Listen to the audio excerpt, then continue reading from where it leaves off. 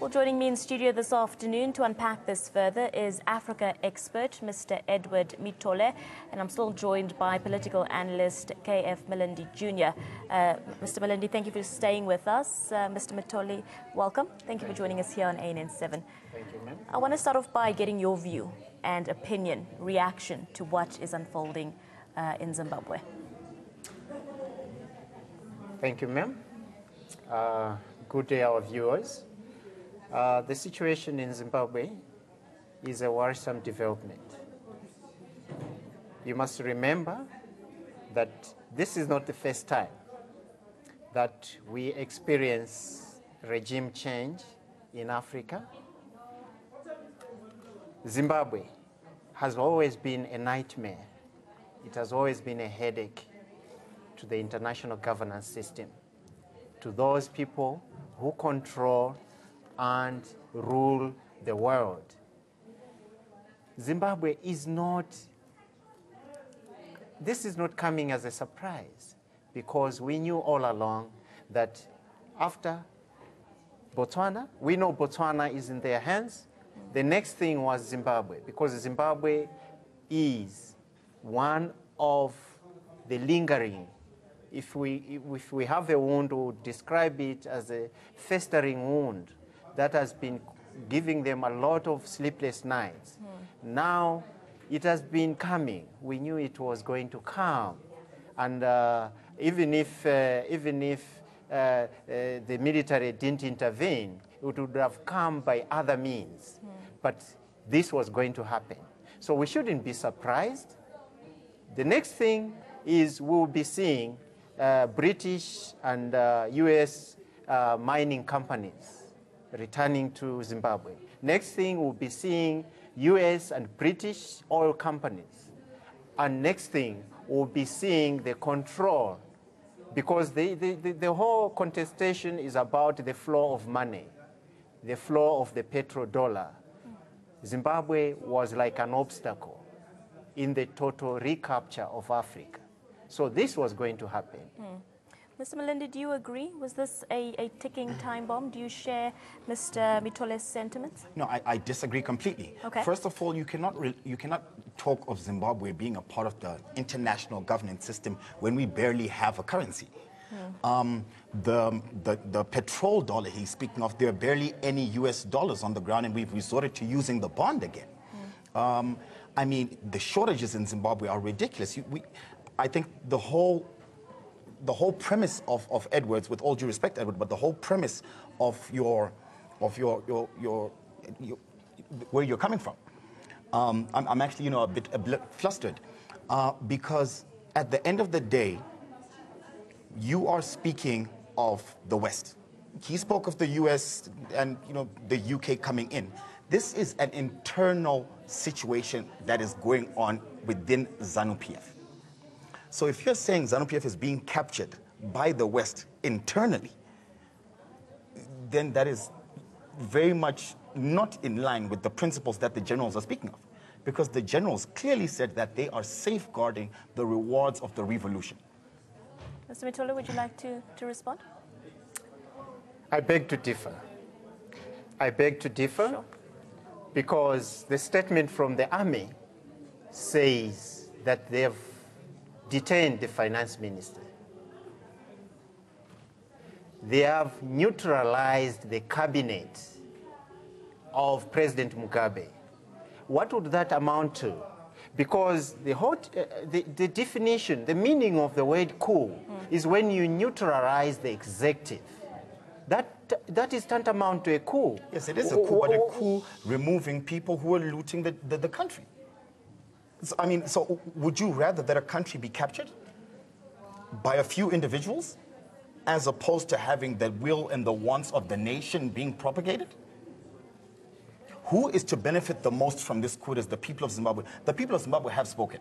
If we could get them all on ANN7, I would love. But I mean, social media, besides social media, because social media has become this enigma that people don't like to, base facts off of. But if you look at the reaction of the people in Zimbabwe on the ground, people are happy. People, like I said before, when we were speaking, Abigail, a friend of mine actually messaged me this morning and said, "Happy Independence Day." Robert Mugabe was a symbol of totalitarianism. And that symbol has been removed. And the people, that is exactly what the people of Zimbabwe have wanted. And for you to then go on further and say that we saw this coming, that is not true at all. People on the ground in Zimbabwe did not see this coming. Okay. Which is why preparations within the last month have been exceeded to get people to register to vote. A number of individuals who've been running as individuals, as independents, a number of political parties have been pushing for the youth to register to vote. Why? Because our assumption, what people thought was going to transpire was that the only way we're going to be able to remove this regime would be through elections in 2018. And that has been the focus of the people of Zimbabwe for the past year. So for you to then say that we expected this to happen, I think that would definitely be a fallacy. But now that it has happened, people are happy because it's happened even before the 2018 election. My fear, though, is that now that the symbol of all this totalitarianism within ZANU-PF has been removed, which is Robert Mugabe, it might give good face to ZANU-PF, and it might take away from the rhetoric of the opposition, and people might then say, well, okay, they've started to change, let's give them another chance. That's assumption and speculation. But I mean, from a political view, I do think that Chiwenga and his allies are in good standing with a number of people, with a number of the Zimbabweans in the country right now because of this development of being able to remove a symbol of our state capture for the past 37 years. Mr. Mitolo, let's just shift gears briefly. Speaking about the military, they did mention that President Robert Mugabe is safe. His safety is guaranteed. They said that in their statement on live television this morning.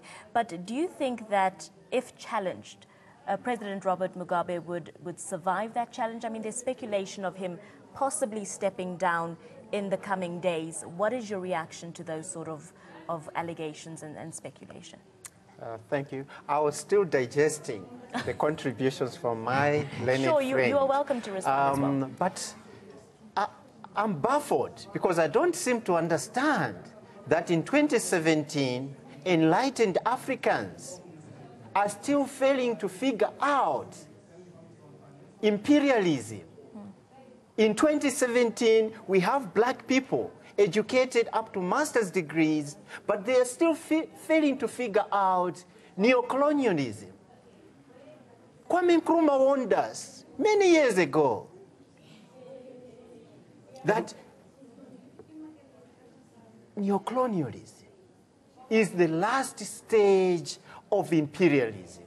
And in his book, which earned him a lot of distaste from the US, actually, when that book was released on the market, the US State Department canceled $25 million worth of aid to Ghana immediately.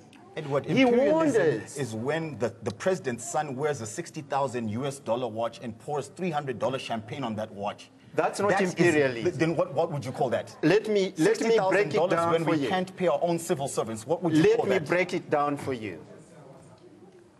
Zimbabwe was a no-go zone for white monopoly capital. Zimbabwe was the only buffer country in Africa where the vultures could not access. And then they become the vultures. This has been planned. Do you know where the Zimbabwean ambassador to South Africa is at the moment? He was recalled. He's back in Zimbabwe. Do you know where the finance minister is? He's detained. Do you know where Ignatius Shombo is?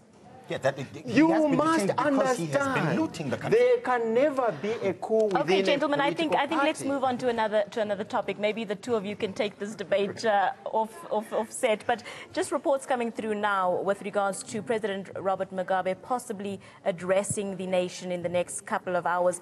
What do you think the chances are of the army actually allowing him to do that at this stage? Once again, it's speculation. Yeah. But they have been very clear that their qualm is not with the president, but with those people that are around the president who have been looting the nation.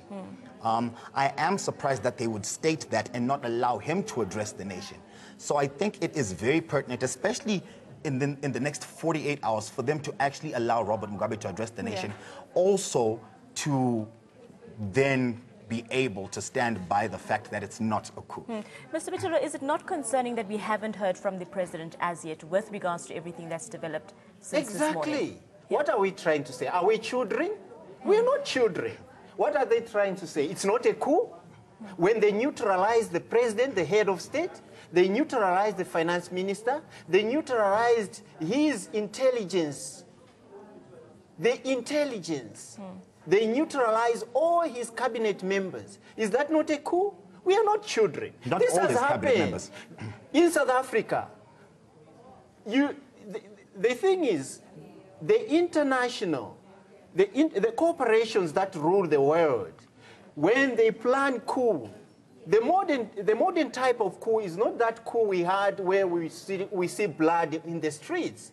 The coup of the modern day is a coup where they just move in to neutralize the centers of power. And the centers of power in Zimbabwe was the executive, the military, the military intelligence. These have been neutralized as we speak. So is that not a coup? They are saying now they will allow the president to speak. Where's the script coming from? From the military. We must understand that our military in Africa is captured. Can you show me a military that is not controlled and that does not receive instructions from the US Army? Give me one military in Africa that does not receive instructions from the US Army. Well, these are unanswered questions, Mr. Mitolo. Thank you very much for your time. Gentlemen, we have to wrap it up there. Thank you very much for engaging with us this afternoon on 8 on this topic. We appreciate you talking to us, the both of you. That was our Africa expert, Mr. Edward Mitole, as well as political analyst KF Malinde Jr. joining us in studio just to unpack the current situation in Zimbabwe.